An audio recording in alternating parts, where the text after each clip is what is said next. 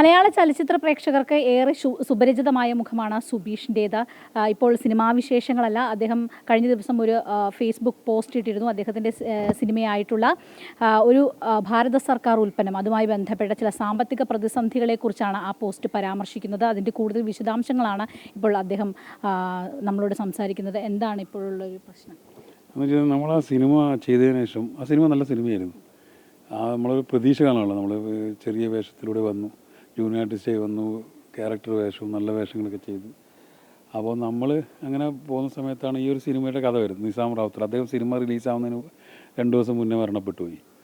അപ്പോൾ അങ്ങനെ ഇരിക്കുന്ന സമയത്ത് നമ്മൾ ഭയങ്കര പ്രതീക്ഷയായിരുന്നു. പിന്നെ ആശാ വർക്കർമാരെ കേരളത്തിലെ കുറേ ആൾക്കാർ വന്ന് കാണിക്കുന്നു, എല്ലാവർക്കും പടം ഇഷ്ടപ്പെടുന്നു. നമ്മൾ പ്രേമലും മഞ്ഞുമ്മൽ ബോയ്സൊക്കെ ഹിറ്റായി കിടന്ന സമയത്ത് മാർച്ച് 8 റിലീസായത്. പിന്നെ നോമ്പ് കാലമായിരുന്നു, എക്സാം കാലമായിരുന്നു, മാർച്ചായിരുന്നു.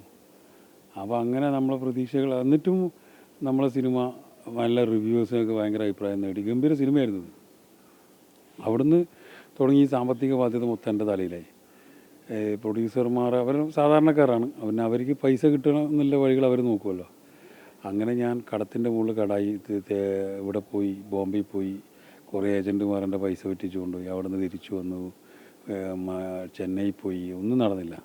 അങ്ങനെ ഈ പൈസ തീർക്കാൻ വേണ്ടി ഞാൻ വേറെ പല വഴികളും നോക്കി, അതും നടക്കാതെ വന്നു. അപ്പോൾ മൊത്തത്തിൽ ജീവിതം ഒരു ഇതിലേക്ക് വന്നു. പിന്നെ ആൾക്കാർ വിളിച്ചുകൊണ്ടിരിക്കുന്നു, പ്രശ്നങ്ങളോട് പ്രശ്നങ്ങൾ. എനിക്ക് ഭയമായി. കാരണം ഈ പറയുന്ന ഒരാൾ വരുമ്പോൾ ഇങ്ങനെ ഓടിക്കുന്ന ഒരു മെൻ്റലി എനിക്ക് പ്രശ്നമാകാൻ തുടങ്ങി. അങ്ങനെയാണ് ഞാൻ ഇതിലേക്ക് പോയത്. അപ്പോൾ അങ്ങനെ ഒന്ന് തിരുവനന്തപുരത്ത് വെച്ചൊരു ശ്രമം നടത്തി.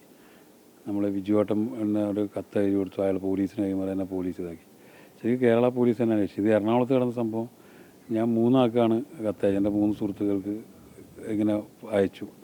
അപ്പോൾ മാഡം, നമ്മളെ DCP അശ്വതി ജിജി മാഡം വിളിച്ചു. എന്നിട്ട് മാഡം കുറേ ശരിക്കും മാഡം കാരണം ഞാനിപ്പം ഒരു ഇതിൽ പോസിറ്റീവിനെത്തി. അപ്പോൾ മാഡം പറഞ്ഞു, നിങ്ങളെല്ലാവരും കാര്യം പറയണം, നല്ല സിനിമയാണ്, നിങ്ങളത് ശരിക്കും പറഞ്ഞാൽ ഈ പടം റിലീസ് ചെയ്യണം എന്നുള്ളതാണ്. നിങ്ങൾ മാധ്യമങ്ങളും എല്ലാവരും കൂടിക്കഴിഞ്ഞാൽ ഇപ്പോൾ തന്നെ എൻ്റെ മെസ്സഞ്ചർ നിങ്ങൾക്ക് ഫോണിൽ വേണമെങ്കിൽ കാണിച്ചു തരാം. അത്രയും ആൾക്കാർ മെസ്സേജ് ചെയ്തുകൊണ്ടിരിക്കുക.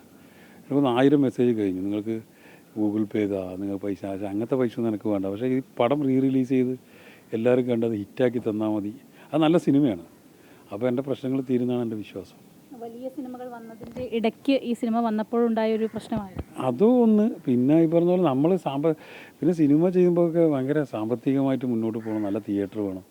നല്ല തിയേറ്ററൊന്നും നമുക്കൊന്നും തരില്ല. അങ്ങനെ ഒരുപാട് പ്രശ്നങ്ങളുണ്ട്.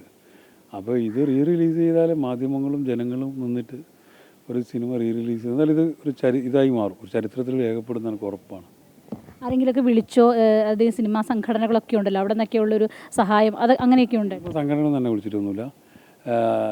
ലിജോ ചേട്ടൻ വിളിച്ചിരുന്നു, പിന്നെ അജു എപ്പോൾ മെസ്സേജ് ചെയ്യാറുണ്ട്, പിന്നെ ഡയറക്ടർ മുസ്തഫ വിളിച്ചിരുന്നു, നമ്മളെ മഞ്ജു പോലീസ് വിളിച്ചിരുന്നു, പിന്നെ കുറേ അസിസ്റ്റൻറ്റ് ഡയറക്ടേഴ്സ്, അസോസിയേറ്റ് ഡയറക്ടർ. പിന്നെ ഏറ്റവും എനിക്ക് സന്തോഷമുള്ള കാര്യം എന്ന് വെച്ചാൽ നമ്മളെ കൊറോണ സമയത്ത് ഈ പ്രൊഡക്ഷനിൽ ബാബു ചേട്ടനുണ്ട്.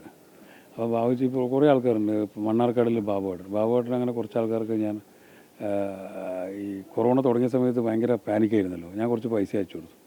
അപ്പോൾ ബാബുചേട്ടൻ പറയുന്നത്, ഞാൻ എൻ്റെ ഭാര്യൻ്റെ സ്വർണ്ണം പണയം വെച്ചിട്ടാണ് ഞാൻ നിങ്ങൾക്ക് പൈസ കൊണ്ടുതരും, നിങ്ങളെന്തായാലും വാങ്ങിക്കണം എന്നൊക്കെ. അപ്പോൾ അങ്ങനെയുള്ളൊരു സ്നേഹം നമ്മളൊന്ന് ഒരു കാലത്ത് നല്ലോണം എപ്പോൾ ആത്മാർത്ഥമായി ചെയ്തുകൊണ്ടേ അങ്ങനെയുള്ള മനുഷ്യന്മാരൊക്കെ സ്നേഹം ഈ സമയത്ത് കിട്ടുമ്പോൾ നമുക്ക് മുന്നോട്ട് പോകാനുള്ള ധൈര്യമാണ്. ഈ സിനിമ അടിസ്ഥാനപരമായിട്ടൊരു സൗഹൃദത്തിൻ്റെയും കൂട്ടായ്മയുടെയും ഒക്കെ ഒരു ഉൽപ്പന്നമാണ്. അതിലാണ് ഇനിയുള്ളൊരു പ്രതീക്ഷ എന്ന് വെച്ചാൽ എനിക്ക് കേരളത്തിലെ ജനങ്ങളിലും മാധ്യമങ്ങളിലുമാണ്. അവർ രണ്ടാളും എൻ്റെ പ്രതീക്ഷ. വേറെ പ്രതീക്ഷകളൊന്നുമില്ല. കേരളത്തിലെ ജനങ്ങളും മാധ്യമങ്ങളും തീരുമാനിച്ചാൽ എന്തായാലും നടപ്പിലാവും. എൻ്റെ പ്രതീക്ഷ അതാണ്. എന്തായാലും ഈ അവസ്ഥയെ ഇനി ധൈര്യത്തോടു കൂടി നേരിടാൻ തന്നെ തീർച്ചയായും നിങ്ങളെ കൂടി ഉണ്ടാകുമ്പോൾ ഇപ്പോൾ ഇത്തിരി രാവിലെ തൊട്ട് ഇതുവരെ കുറേ എല്ലാ മാധ്യമ പ്രവർത്തകരും വന്ന് അവരെനിക്ക് വേണ്ടി സമയം സ്പെൻഡ് ചെയ്ത് അവർ അതേപോലെ എഡിറ്റ് ചെയ്ത് അവരുടെ ചാനലിൽ ഇതാക്കി. അപ്പം നിങ്ങളും അതുപോലെ ചെയ്യുമ്പോൾ എല്ലാവരും ആൾക്കാർ അറിഞ്ഞ് ഈ സിനിമ കാണണം. അല്ലാണ്ട് എനിക്ക് ഈ സാമ്പത്തിക സഹായം മേടിച്ചിട്ട് അതിൻ്റെ എനിക്ക് പറ്റില്ല. അത് ഒരു മോശം എന്നല്ല. അപ്പോൾ ഈ സിനിമ കൊണ്ടാണല്ലോ ഞാൻ ഇങ്ങനെ ആയത്.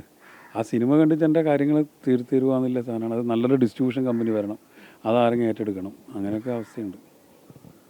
എന്തായാലും ഈ സ്വന്തം സിനിമയിലുള്ള ആത്മവിശ്വാസം, അതുമായിട്ട് മുന്നോട്ട് പോവുക, ഇത് നേരിടുക, ഇത് റിലീസ് ചെയ്യുക എന്നതാണ് സുബീഷ് ഇപ്പോൾ പറഞ്ഞു വയ്ക്കുന്നത്. ക്യാമറാമാൻ CS ബൈജുവിനൊപ്പം AT അശ്വതി, അമൃത ന്യൂസ്, കൊച്ചി.